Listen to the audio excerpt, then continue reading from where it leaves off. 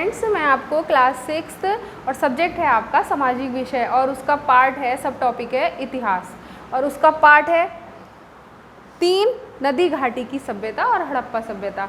जैसे आपने देखा है गांव है, नगर हैं, आजकल हम गांव में या नगर में आपने देखा है कि नगर और गांव बसे हुए हैं और उनमें कुछ समानताएं भी होती, कुछ अंतर भी होते हैं।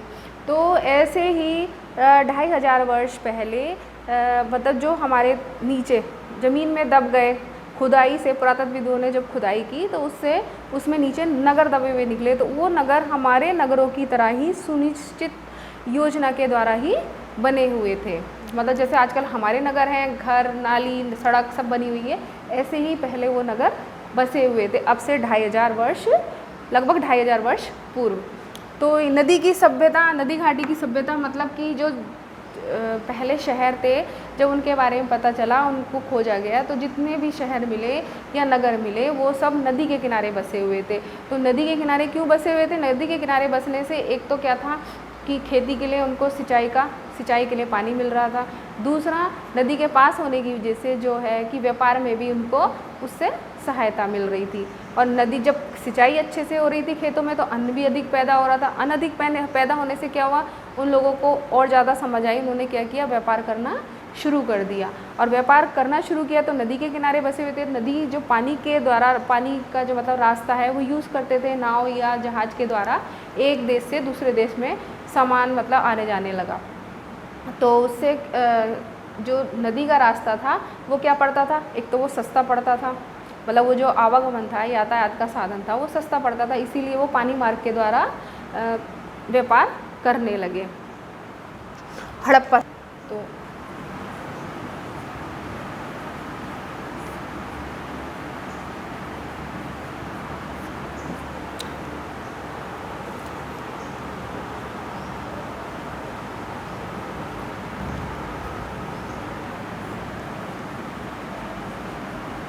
हड़प्पा सभ्यता लगभग 2500 ईसा पूर्व से 1520 ईसा पूर्व। तो अभी मैंने बताया कि वो नदी का रास्ता यूज़ करते थे, तो उससे क्या हुआ, नदी घाटी की क्या कहते हैं, पहली बार नदियों के किनारे नगरीय सभ्यता का विकास हुआ। और वो विकास, उसको क्या कहा गया, उसको हड़प्पा सभ्यता का नाम दिया गया। उसके बाद हड़प्पा सभ्यता हमारी लगभग 2500 ईसा पूर्व से 1500 ईसा पूर्व की है हड़प्पा सभ्यता। क्योंकि सन 1921 की बात है, जब हमारे देश में ना अंग्रेज़ों का शासन था, तो उस समय क्या हुआ, पुरातत्वविदों ने पंजाब में खुदाई की। तो पंजाब में खुदाई करने के बाद उन्हें ज़मीन के नीचे दबा हुआ एक नगर मिला। तो उस सबसे पहले जो नगर मिला था वो था, कौन सा नगर था, सिंध प्रांत में सबसे पहले जो मिला मोहनजोदड़ो। पैसे तो हड़प्पा मिला था लेकिन मोहनजोदड़ो मिला, और उसका नाम क्या था, मोहनजोदड़ो का मीनिंग होता है मृतकों का टीला। तो मैंने आपको बताया नदी किनारे जो हमारी बसी हुई थी नगर सभ्यता, सबसे पहले हड़प्पा मिला, इसीलिए हमने उसे हड़प्पा के नाम से जाना। और उसके बाद एक नगर और मिला जिसका नाम था मोहनजोदड़ो। तो मोहनजोदड़ो का मतलब क्या होता है, मृतकों का टीला। और ऐसे ही हमें बहुत सारे, मतलब जब उन्होंने पुरातत्वविदों ने खुदाई की तो बहुत सारे नगरों के क्या हुए, अवशेष प्राप्त हुए। और हड़प्पा नामक स्थल में इस सभ्यता के अवशेष सबसे पहले लिखे थे, इसलिए इसको क्या कहते हैं, हड़प्पा सभ्यता कहते हैं। और अब पुरातत्वविदों ने फिर उन स्थानों की क्या की, विस्तृत मतलब खुदाई और ज़्यादा की गई। और खुदाई करने के बाद उनके नीचे बहुत सारे मतलब पूरा का पूरा मतलब नगर मिल गया। और नगर ही नगर, उसके बाद नगर ही नगर मतलब कि धीरे धीरे आगे और खोज हुई और कई जगहों पर खुदाई की गई, तो पता चला कि उस समय एक नदी, एक नहीं, दो नहीं, कई नगर थे। और ये नगर सिंधु घाटी नदी और उनकी सहायक नदियों के किनारे बसे हुए थे। इस सभ्यता के कुछ क्षेत्र आज पाकिस्तान में है, भारत में, रोपड़ पंजाब में है, और आपका कलीबंगा राजस्थान में है, लोथल गुजरात में है, और दयामबाद कहाँ पर, महाराष्ट्र में है। इस सभ्यता के संबंधित मुख्य पुरातत्व हैं। और नगरों की विशेषता क्या थी, नगरों की विशेषता ये थी, हड़प्पा कालीन समय में जो नगर बसे हुए थे वो नगर जिस तरह से आजकल हमारे योजनाओं से नगरों को बसाया जाता है, तो उस समय भी एक निश्चित योजना के अनुसार नगर बसे हुए थे।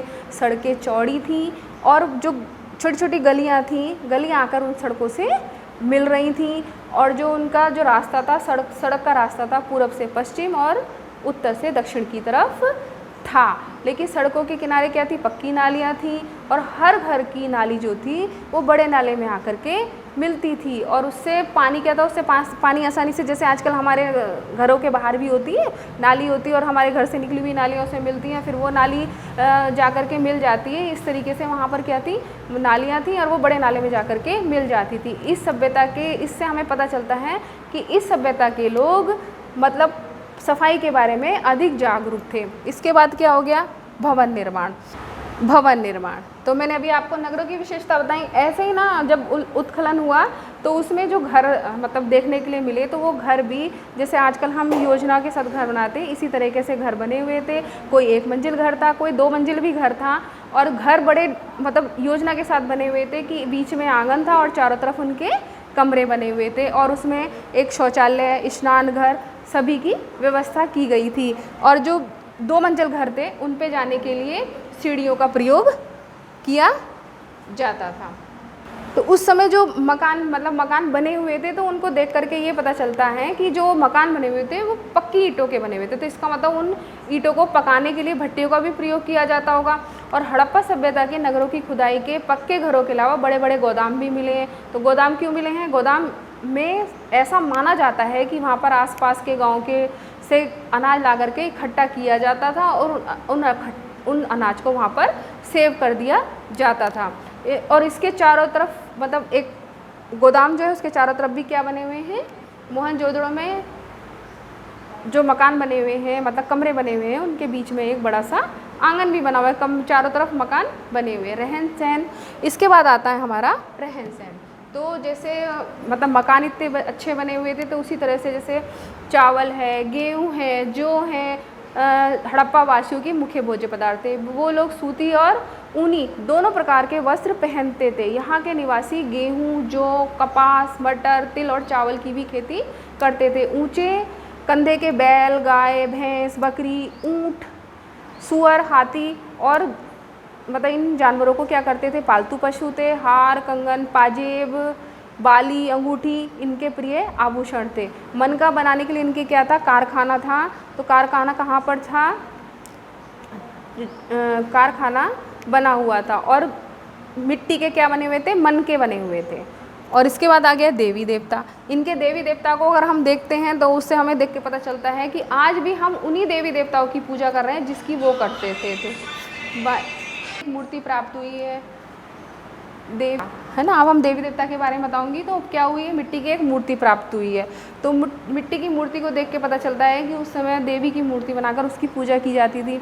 और एक से पत्थर के चकोर पट्टे पर एक आवर्ती भैंस के सींग का चित्र है, और उसके चारों तरफ जानवर बने हुए हैं जो शायद कोई देवता होंगे, और सभ्यता सिंधु इनके देवता मानकर उनको पूजते होंगे। इसके अलावा कुछ मोहरों पर पीपल की पत्तियां, सांप की आकृतियां जैसी बनी मिली हैं, शायद वे इन सबकी पूजा करते होंगे। तो इन बातों से हम ये अंदाज़ा लगा सकते हैं, लेकिन पक्की तरह से कह नहीं सकते कि ये इन सब की पूजा करते थे। और इतिहासकारों के अनुसार हड़प्पा सभ्यता के धर्म की मुख्य विशेषताएं थी मातृशक्ति की उपासना, शिव की पूजा, वृक्ष पूजा और पशु पूजा। और इनमें से कुछ चीज़ें हैं जिनकी पूजा आज हम लोग भी करते हैं। तो हमारी कुछ परंपराएं जो हैं, संस्कृति पीछे से भी चली आ रही है। इसके बाद आ गया काम धंधा। तो उस समय क्या काम करते थे, खुदाई में तांबे और कांसे की बनी हुई कुल्हाड़ी, दर्पण, आरी, कंगिया मतलब उस तरह प्राप्त हुए। और इसका मतलब ये हुआ कि सिंधु घाटी के लोग ज़मीन में से धातु निकालकर उनको साफ करके तथा गलाकर चीज़ें बनाने के तरीके से भी मतलब वो जानते थे कि क्या चीज़ें कैसे बन सकती हैं। और जो कांसा होता है, कांसा धातु हमारा तांबा और जस्ता से मिलकर के क्या बनती है, कांसा धातु बनता है। और सबसे बड़ी आश्चर्य की बात ये है कि इन धातु की चीज़ें बनाने के साथ साथ भी लोग ना औजार, पत्थर के औजार बनाते थे। तो इससे पता ये चलता है कि शायद ये धातु इतनी मजबूत नहीं थी, जिसकी वजह से उन्हें पत्थरों से भी औजार बनाने पड़ते थे, और वो पत्थरों से औजार हमेशा बनाते रहे। और इसमें मतलब आपने देखा होगा, उसमें बैलगाड़ी, आप जब किताब अपनी ओपन करेंगे तो उसमें बैलगाड़ी है, और बैलगाड़ी में क्या है, एक में उसमें पहिया भी है और दूसरी बैलगाड़ी है। तो उस समय मतलब चक्का पहिया का प्रयोग किया जाता था मिट्टी के बर्तन बनाने के लिए। तो उस समय हाँ मतलब पहले से और अच्छे तरह के बर्तन बनाए जाने लगे और इन चीज़ों को बनाने के लिए अलग अलग से कारीगर थे। उस समय चक्के का इस्तेमाल मैंने आपको बताया मिट्टी के बर्तन बनाने के लिए किया जाता था, इसलिए पहले की तुलना में क्या हो बहुत अच्छे किस्म के बर्तन बनाए जाने लगे। और हड़प्पा के नगरों में बहुत से कारोबारी रहते थे, जो नगर के लोग अपनी ज़रूरत की सामान चीज़ें क्या करते थे, नगर से प्राप्त करते थे, बनाते नहीं थे कि हर कोई आदमी बर्तन बैठ के बना रहा, नहीं, उसके लिए अलग अलग कारीगर थे और वो क्या बनाते थे, बर्तन बनाते थे और उनको मार्केट से बाज़ार से ख़रीद लिया जाता था। इसके बाद आता वस्तु विनिमय। वस्तु विनिमय क्या होता है, हड़प्पा सभ्यता के जो लोग थे उस समय पैसे तो चलते नहीं थे, एक दूसरे को किसी भी चीज़ का मतलब मोल नहीं देते थे, वो सामान के बदले में सामान लेते थे। जैसे मतलब कोई सामान लिया तो उसके बदले में अनाज दे दी या पैसे मतलब दाल दे दी, तो इस चीज़ को हम क्या कहते हैं, वस्तु विनिमय। बस वस्तु के बदले में दूसरी वस्तु का लेना देना वस्तु विनिमय कहलाता है। और जब इतनी ज़्यादा वहाँ पे विकसित था तो फिर उन्होंने व्यापार भी किया, और व्यापार के लिए हड़प्पा के नगरों से पत्थर है, हाथी दांत है, धातु मिट्टी की बनी वस्तुएं मिली हैं। कुछ विद्वान तो ऐसा मानते हैं कि ये वास्तव में व्यापारियों की मोहरें थी, और ये विभिन्न आकार की थी। इन मोहरों पर आदमी की आकृति बनी हुई थी, कुछ पर अलग जानवरों की थी, किसी पे पौधों की थी और किसी पर क्या थी, बर्तनों की आकृति बनी हुई थी। व्यापारी जब ऐसा माना जाता है कि जब व्यापारी अपना सामान एक जगह से दूसरी जगह बेचते थे तो गीली मिट्टी उस पर लगा करके अपनी जो मोहर होती थी उसको उस पर लगा देती थी, तो वो निशान आ जाता था, तो उससे ये पता चलता था कि ये सामान उस व्यापारी ने भेजा है, मतलब उसकी व्यापारी की क्या हो जाती थी, पहचान होती थी। और उस खुदाई में कुछ दूसरे देशों की भी मोहरें प्राप्त हुई, जैसे मेसोपोटामिया मतलब इराक, उस समय मेसोपोटामिया कहा जाता था। और लगता था कि उन दिनों में जो व्यापार होता था वो हड़प्पा मतलब हड़प्पा नगरों का जो व्यापार होता था वो किसके साथ होता था, इराक के साथ होता था। बहुत सारी चीज़ें हैं, जैसे मतलब जो उन पे मोहरों पे लिखा हुआ है, तो वो जो लिखावट है उसको हम पढ़ नहीं पाते, तो इसलिए जो हमारे इतिहासकार हैं उन्होंने उस हड़प्पा सभ्यता को आद्य ऐतिहासिक युग के अंतर्गत रख दिया है, और खुदाई के मिले अवशेषों के आधार पर इस सभ्यता के बारे में जानकारी प्राप्त करते हैं। हड़प्पा संस्कृति के लोथल क्षेत्र में मिले मतलब बंदरगाह का पता चलता है, और आपको पता बंदरगाह कहाँ होते हैं, जहाँ पर पानी के जहाज़ खड़े किए जाते हैं, मतलब कि उनका व्यापार है समुद्र के द्वारा या नदी के द्वारा भी होता था। और लोथल जो मुख्यतः व्यापारिक नगर रहा होगा, क्योंकि यहाँ पर बंदरगाह और मोहरें मिली हैं, तो वहाँ पर क्या था, वो मुख्य नगर था जहाँ से व्यापार पानी के रास्ते से किया जाता था।